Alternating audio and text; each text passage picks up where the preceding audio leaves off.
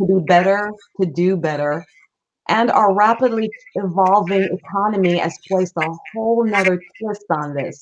But what kind of standards are the rest of us holding ourselves to? Today, I'll be speaking to Lori Kandels on giving yourself a break. My name is Paula Madison Sierra. I'm the owner of Power Marketing SF and the host of 10 at 10. Our continued mission statement is to offer great life and business information to help your business keep moving forward. So, why would a marketer offer so much operational and life information? Well, a little known secret, marketing and operations is a love story. And frankly, it just doesn't work if your operations and your marketing isn't paired properly and there's proper operational practices. So every Thursday at 10 a.m., I offer, introduce you to my great referral partners and also offer any additional insights from my week. This morning, our guest, good morning, Lori. Good Um, morning, Paula. Psychotherapist at private practice in psychotherapy and counseling in San Francisco, specializing in helping people resolve anxiety and trauma. And remember, business owners, we're bringing some of those traumas into running our business as well. So, good morning, Lori. How are you today? I'm very well, Paula. How are you doing? I'm doing pretty good. So, how are you doing in this new environment that we're in right now? Well, like a lot of people, I'm spending a lot of time online in video conferences like this. Exactly. Hello. But it's good. And so, in your blog that's coming out soon, and again, is that already posted or like how can folks get to that? So the blog is on my website and it'll go out in my newsletter next week. Okay, because I really love that topic that you offer, basically giving yourself a break, which is what we're going to discuss today. So some of the points that I pulled out from the blog. The highest performers may be indicting themselves as lazy right now. So Yeah. what does this mean for the rest of us? Well, honestly, I don't think it's that different for the rest of us. Oh, But a lot of people are having trouble with motivation right now, and it's completely understandable. It's hard to be motivated when there's so much uncertainty in the world right now. But a lot of people resort to treating themselves badly, essentially, in order to motivate themselves. So they start indicting themselves as lazy and admonishing themselves to try to be more productive. And it's just not an effective strategy. But it's not surprising either that people think that way, because there are a lot of cultural stories that support that idea. You know, you've all heard about the Puritan work ethic. We know that sloth is one of the seven deadly sins. We have an ethos in this country that if you just work hard, you'll get ahead. And if you don't get ahead, it's because you didn't work hard enough. Even psychology has participated in promulgating this narrative that, we're born as this uncivilized animal that has to be tamed, if you will. And so all of this leads us to distrust ourselves. If we take some time off, if we rest and relax, we might never get off the couch again. And in order to get off the couch, we think we have to admonish ourselves. yeah. Yeah, I mean, it's that whole, actually, since I've been trying, of course, I try to improve myself every year. And one of the thoughts that have actually struck me is you hear it everywhere on YouTube, all over. You work hard, like work until, you're done, and just keep pushing it. And, now I'm really saying to my clients, don't work hard, work smart. You Yeah. know, and I think honestly, it's one of those things I'm seeing with my clients right now, and some of the walls that people have hit during this period of working so hard as though they're working on a job in their own businesses, but not being business owners, but Yeah. not working smart and really taking care of themselves and being more efficient. So that's interesting to hear you say that. Well, a lot of people are trying to use anxiety or stress or worry or fear as motivators. And there's a neurophysiological reality to that. It doesn't work because when you're using stress or anxiety to motivate yourself, you're activating your sympathetic nervous system. And your sympathetic nervous system is there to deal with a real and present physical danger. That's what it's there for. So if you're on the freeway and somebody cuts you off in traffic, you're not going to have an intellectual debate with yourself about, well, should I brake? Should I turn the wheel? Should I, you don't have time for that. So you're going to bypass your intellect and rely on your reflexes to get you out of that. Yeah. Now, why would you want to bypass your intellect when you're trying to be creative or you're trying to solve a problem for work? You want your full concentration capacity at those times. And in order to do that, you have to be in a calm and relaxed state. That's your parasympathetic nervous system. You've probably noticed there are times when you are just so deeply focused on something that you forget everything that's around you. You forget about time. Yeah. Yeah, you're just like in the zone on something. Oh, The reason that you're able to do that is that you're not stressed. You're not worried about what's around you. You have all of that capacity for creativity and problem solving available to you because you've taken care of the environment. So using stress, and it's funny because people will come to me and say, well, I have all this anxiety in my life and I really want to resolve this anxiety. But then when we get down to it, they go, ooh, don't take that away from me because that's what's made me successful. yeah. If I lose the anxiety, I don't think I'll have that edge anymore. It's just not true. It's just not true. It's not physiologically true. It's not psychologically true. If you have been successful with anxiety, you have done it in spite of anxiety, not because of it. And Mm. without the anxiety, you could be even more productive and more successful. And that rolls right into one of those lines that I read from your blog that really got me, which was, when you're trying to be productive, don't bypass your intellect. That's right. Yeah. You And know? if you're engaging with anxiety and stress, your blood and your energy is draining out of your neocortex, the thinking part of your brain. It's draining into your limbs. And that's not what you need when you want to concentrate. Oh.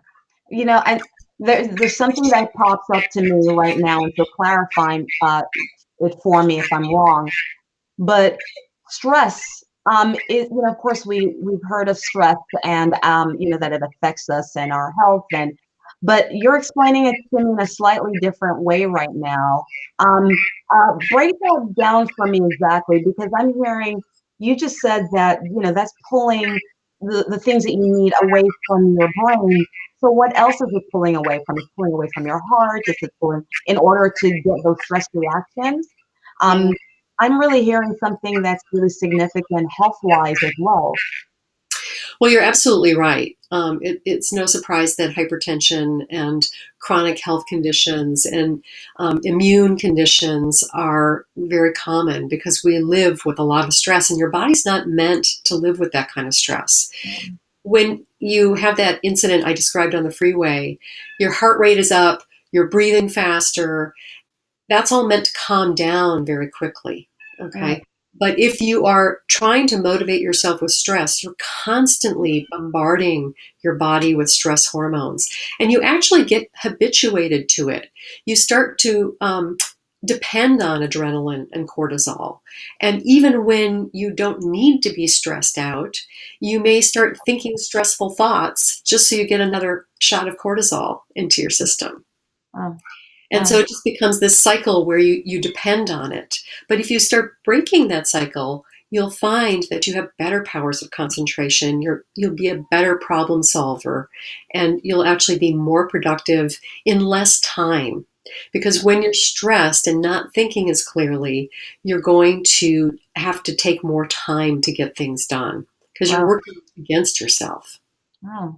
Um, thank you for breaking it down like that for me, because, I mean, I do it as well. I mean, I think everyone's done it at one point or the other, but with all the things that I've been reading lately, that just struck me right there. And I hope viewers, I hope you just heard what Lori said, because really being in that constant state of stress where you're pulling, those things that you need for proper function in your organs overall through the stress reaction, I guess really at the end of the day, you just can't function at that level over a long period of time.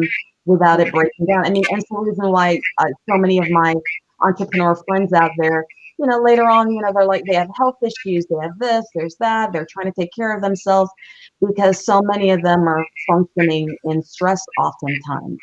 Yeah, exactly. You know? Well, I often tell people, think about how you would raise a child, whether you have or whether you've been a child. We've all been a child. Think about how you would talk to, not Paula, but This size. but think about how you would talk to a child. If you're raising a child, would you motivate them by saying, think about how awful you are? Think about all the things you can't do. Think about how many times you've failed. Think about the fact that you're probably going to fail again. Would you really talk to a child that way if you were trying to motivate them? Yeah. Or would you remind them of their abilities and their strengths and their competencies and their problem-solving abilities and their ability to figure things out and be creative? That's what you would want to remind them of. And that's what we actually want to remind ourselves of. It's going to bring us into that parasympathetic response where you're more relaxed and more calm, and you're just going to have better access to your neocortex and your ability to think and function and problem solve. So I'm going to give you a one-liner here, and acceptance of non-perfection. Yeah. Yeah. Well, that's really important because that is one of the ways that anxiety and stress work on people, is that it tells them that nothing less than perfect will do. And of course, nobody's perfect. Yeah. And so then you're always failing. You're always falling short, and that just feeds that anxiety cycle again, and it gets in the way of what you really can produce that may be less than perfect but still amazing and creative and very good. Yeah. Yeah. And I think, I mean, I know I do it to myself. I own it, you know. So rounding back to your blog topic, give yourself a break. Yeah, What does that all mean? yeah. Well, for one thing, I think probably all of us have secretly wanted the world to slow down for a while. And this is not the way any of us would have wished for this to happen. But we actually, in most cases, except for people with little kids around the house, but most people have the opportunity to rest and relax right now. And I highly recommend that you do that because you just don't get this kind of opportunity to take a break. So that's number one. And resting and relaxing is actually going to help your motivation because that's going to give you the energy you need to be motivated again. I have some practices that I use in therapy that I won't be able to go through here, but there are practices that actually help you decouple that stress response from your day-to-day life. For people listening to this, just something very simple that you can do, a couple things you can do very simply.